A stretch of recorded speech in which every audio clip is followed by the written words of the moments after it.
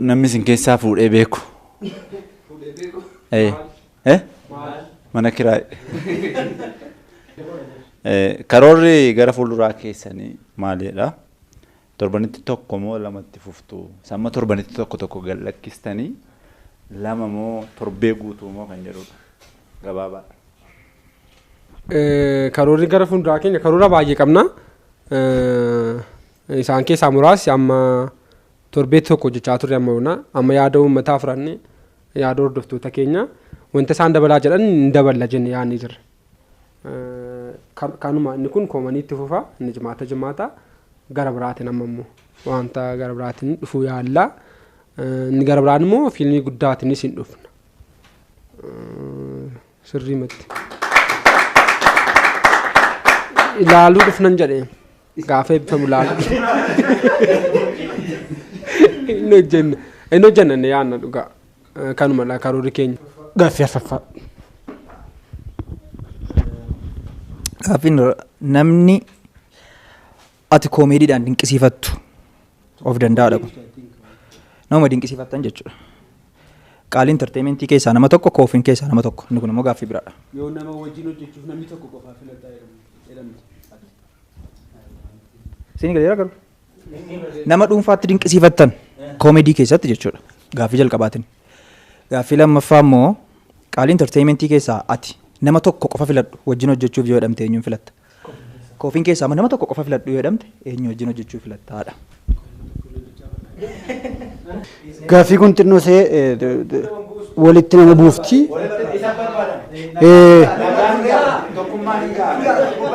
Al tokko meena dhaggeeffadhaa. Al tokko noori. Akka goonu.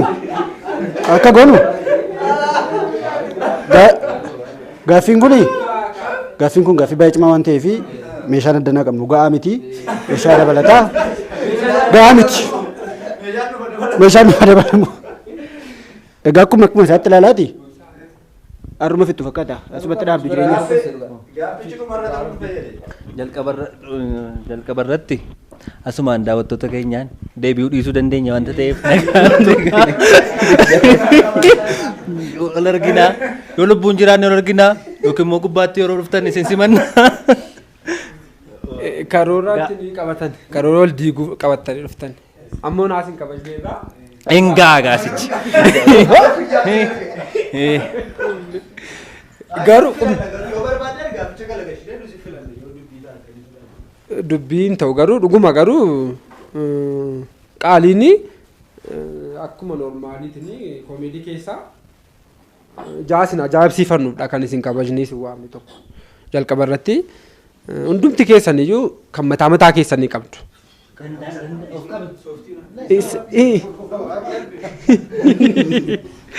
Naa dhuguma isin ajaa'ibsiifannaa ammoo mikkoo maaf jarjartu har'a guyyaa sobaadha.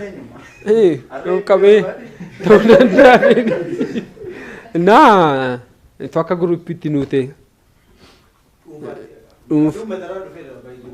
innumti akka isin maal yaadeetu jechuun gaaffii adda baafachuun qabdanii isinumtu. Innis rakkina. Uummata tokko irratti mutunna. Mannu gaafate. Ani sinumaan inni ajaa'ibsiifadha. Dinqisiifadha. Keessaa eenyu wajjin hojjetta yoo naa jettan immoo abaluu hedee maqaa ba'urra eenyu wajjin hojjetu.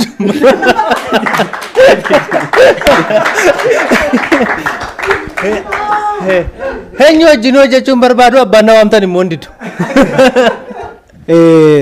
Asirratti inni akka jedhetti tokko nama dhuunfaatti nama ajaa'ibsiifatu hin qabu inni. Dhuunfaatti nama ajaa'ibsiifatu hin qabu. Kanaan bira darbina. Akka gareetti immoo kofiiniin ajaa'ibsiifata. Akkas wayi natti fakkaata.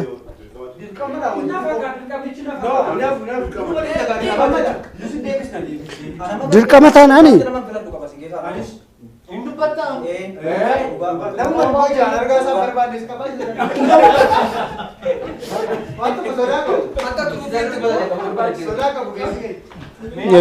Namni baay'een jireenyaaf waan abdii kutate fakkaata. Gaafa akka itti haasa'u Obsaasin. Obsaasin.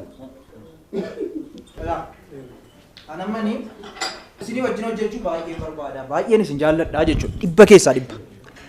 Dhibba keessaa dhibba jaalala dinqii. Garuu dhibba keessaa dhibba jaalladhee boonesiitti akka boonesiitti nama wajjin hojjechuuf filadhu garuu tokko duwwaa yoo ta'e nama filadhu qaba.